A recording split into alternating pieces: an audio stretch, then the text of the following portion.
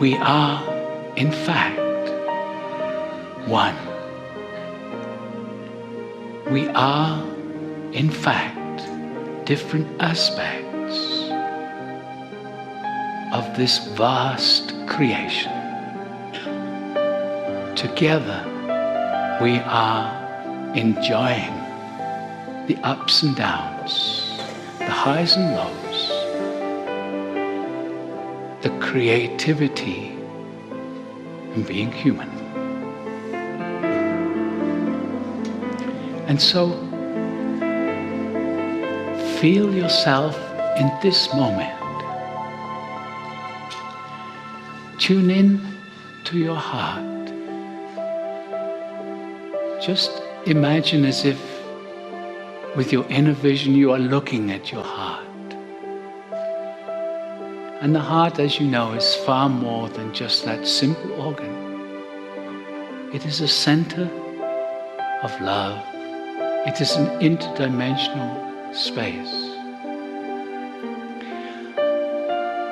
In the past, many of you have said, I want to get out of my head and into my heart. No. It is not about getting out of your head. It is about integrating the heart. Just as we talked earlier about the male energy and the female energy, which we have both aspects within you. Sometimes the male energy, your energy is going out into the world, you are doing, you are active. And then when you are meditating or in a receptive space, it's more of your feminine energy. It is not one or the other. Your energies move with a different balance from moment to moment. Allow that to be the same with the head and the heart.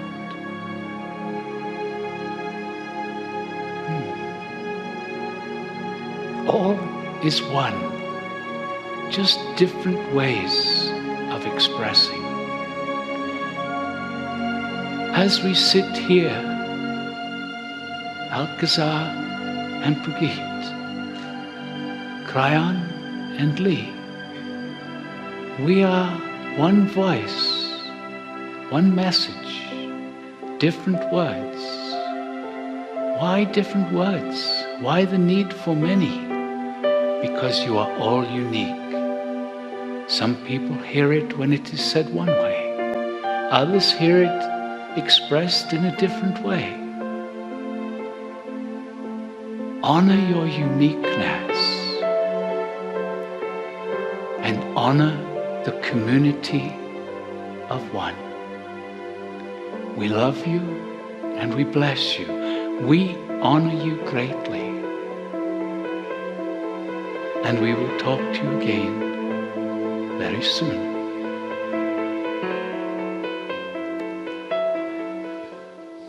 Greetings, dear ones. I'm Kryon of Magnetic Service.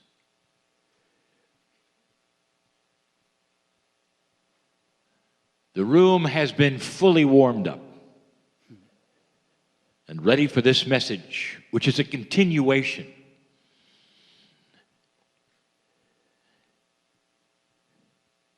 I want to remind you of something you are seeing already this week, and you're going to see more of it.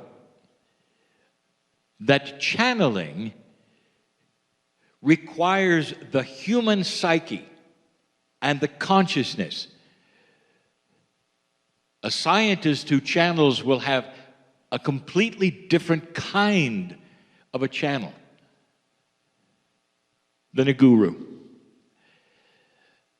And that is because the human is involved.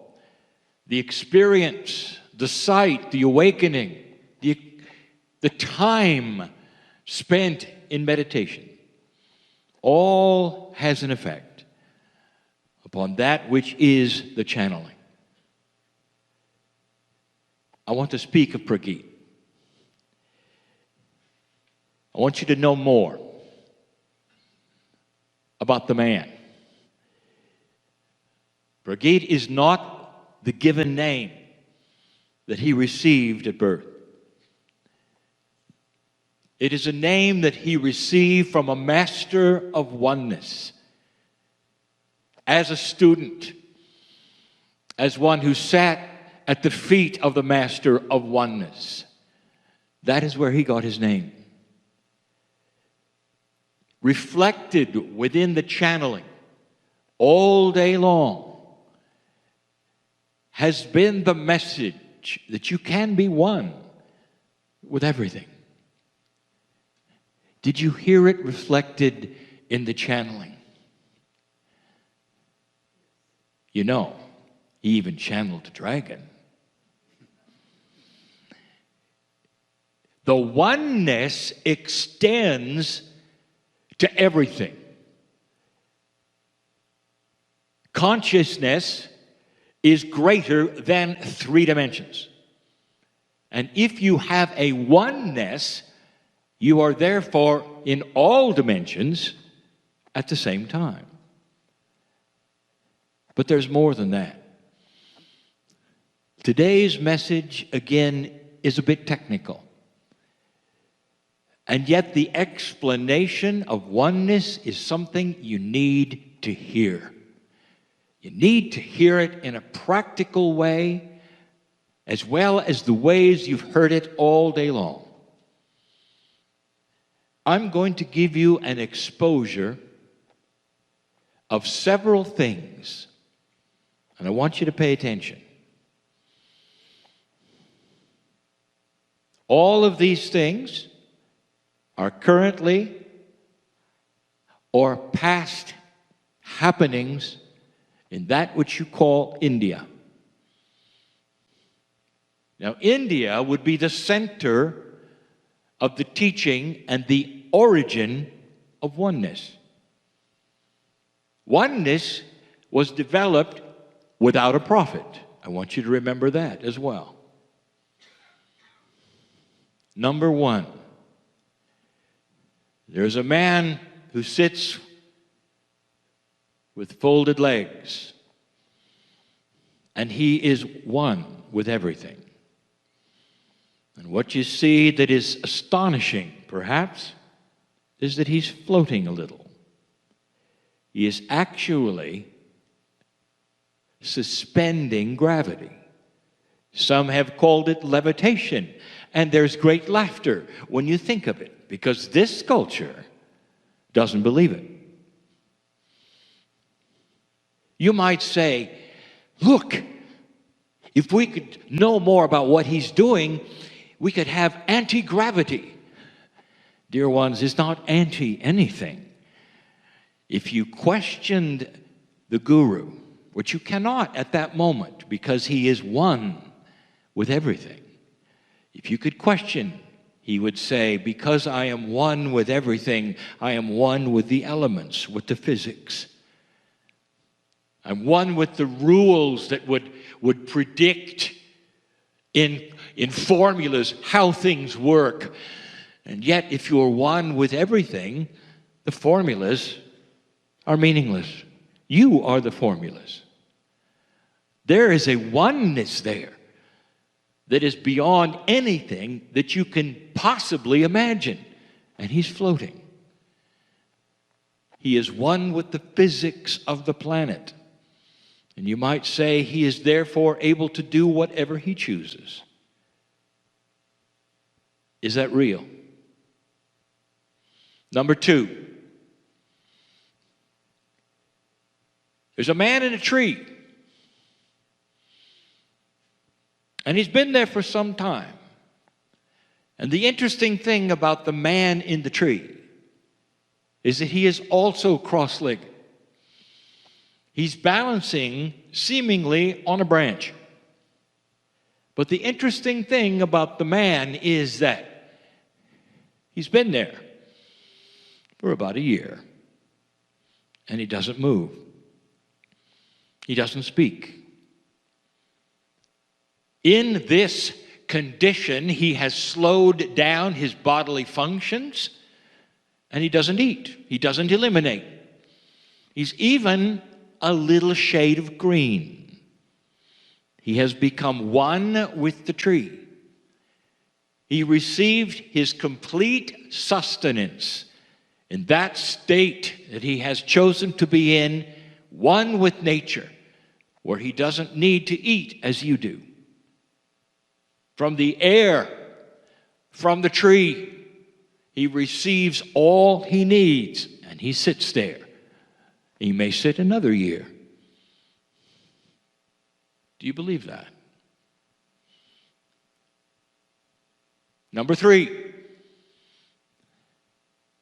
before his passing, there was a man who greeted those who came to see him from all over the world with gifts.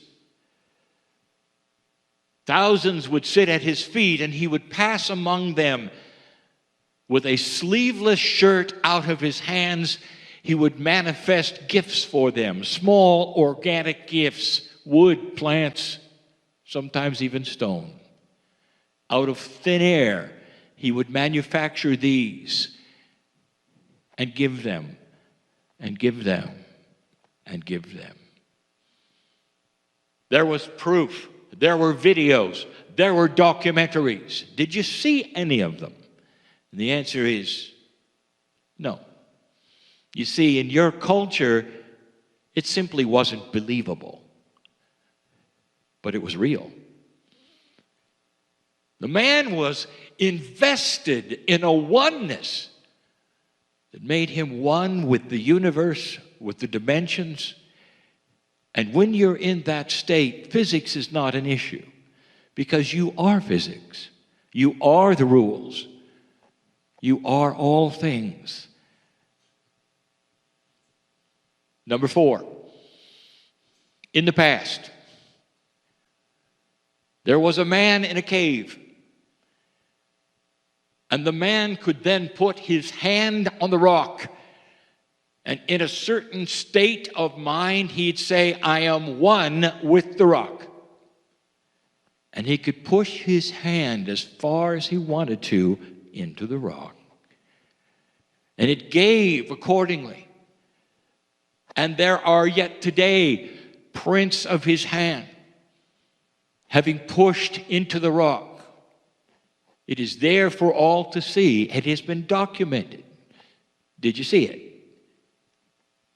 And the answer is probably not in this culture.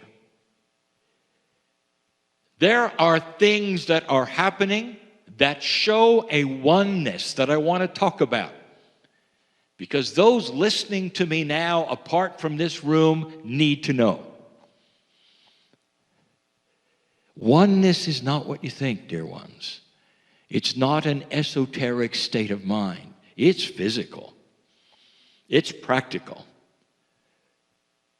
And it is so far removed from what you were taught or what you believe that it's very difficult for you to understand. So I want to continue the idea of oneness by moving into the lesson that I have given before, and I'm going to call it Soul Sharing Revisited. Because this is the absolute oneness I speak of. This is the engine of oneness. Let's look at something logically. Do you believe you have a soul? And most would say yes. And what is the soul? If you could define it, what is it? And most would say, well, it is not actually part of a three-dimensional being. It somehow bridges the gap of dimensionality, and yet we have it. That's what a human would say. So they would admit that perhaps it's outside of your perception of what you think is real, but it's yours, and you have it. The next thing you would say is, do you believe that that soul is connected to what you might say is the other side of the veil in any way? And most of the planet who believes in the soul would say, yes, we do. But the soul, you see, is not just in the body, it has to be out of the body. So there's some kind of a connection with the Creator. So far, so good. Then you would say, is it possible that that part of God that's supposed to be in you is the soul. And then there would be those who said, yes, this has to be it. It's related to that which we call the higher self. It's a beautiful energy, and it resides in all human beings. And here's where it gets good. Because most humans will then draw a line, a demarcation of thinking. And it goes like this.